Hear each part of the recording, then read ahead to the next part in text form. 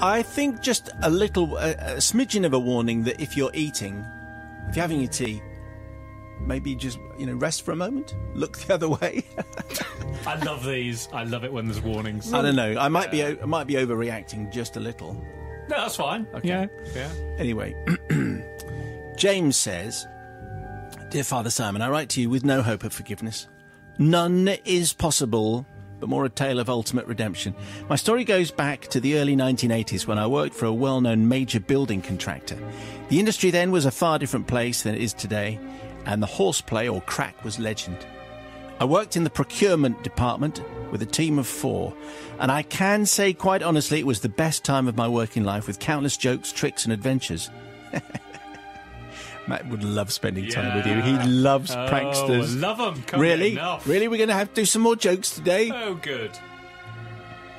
Regularly, we took a trainee into our team for 6 months' experience in buying. They were usually pretty lippy, lively lads with an irrepressible confidence in their own ability and convinced that they were next year's MD. Oh, yeah. Well, you see, Simon, the construction industry is a pretty down-to-earth profession. We're always worried that these impressionable youths would suffer greatly at the hands of the site delivery team, so we saw it as our pastoral duty to prepare them for the future. We did this by demonstrating with practical examples what to look out for. This included normal things like ambushing them on the way to the post office, which ran through the churchyard, and jumping out from behind gravestones with a gusty boo. In fairness, we'd only do this when it was dark, so that's okay then. Fair enough. That's fine. There was also one memorable occasion when a cat lover called Chris was told about my own cat going in for a very delicate operation. All I'll say about this prank is that the day after the op, 2 fleshless cherries wrapped in some black cotton and placed in a water-filled plastic container on Chris's desk was all it took to send him running to the bathroom. And I might have popped them in my mouth as well at some stage. Anyway, all I say is all in good fun. Yeah. I'm already writing Not Forgiven, by the way.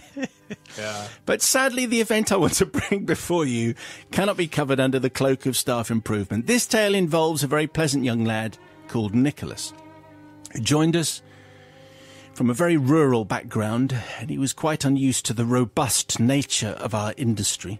In fairness, by the time Nicholas joined us, we had dialed back our training program when it came, until that is the day of the bumps.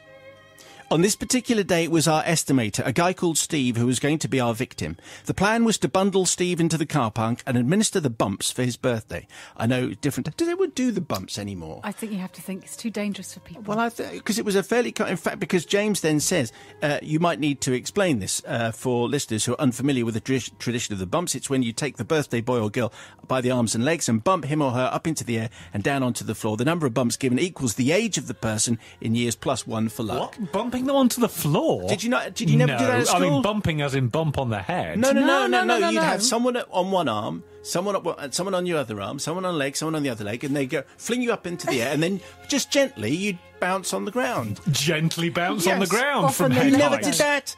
No. Everyone did that. Really? What a deprived childhood you had. Clearly. Bobby did it. I did it, yeah. Really? It was a school thing. I mean, obviously, once you get beyond a certain age, people go, I don't want any of that, thanks very much indeed. So maybe it's not allowed anymore. But anyway, in these different times, this is what you did. So come lunchtime, says James, 4 of us, including Nicholas, cornered Steve in the kitchen, and despite his loud protests, we managed to drag him outside. With Nicholas tasked with holding Steve's right leg, we lifted him in the air and proceeded to give the birthday boy the first of his 45 bumps. And while Steve clearly wasn't having the time of his life, I could see that Nicholas was. He clearly felt like he was part of the team now. This is what he wanted more than anything else. He wanted to be accepted and to be part of the team. Okay. That was, Father Simon, right up until the 3rd bump, which is when Steve's right leg fell off. This was the one that Nicholas was holding.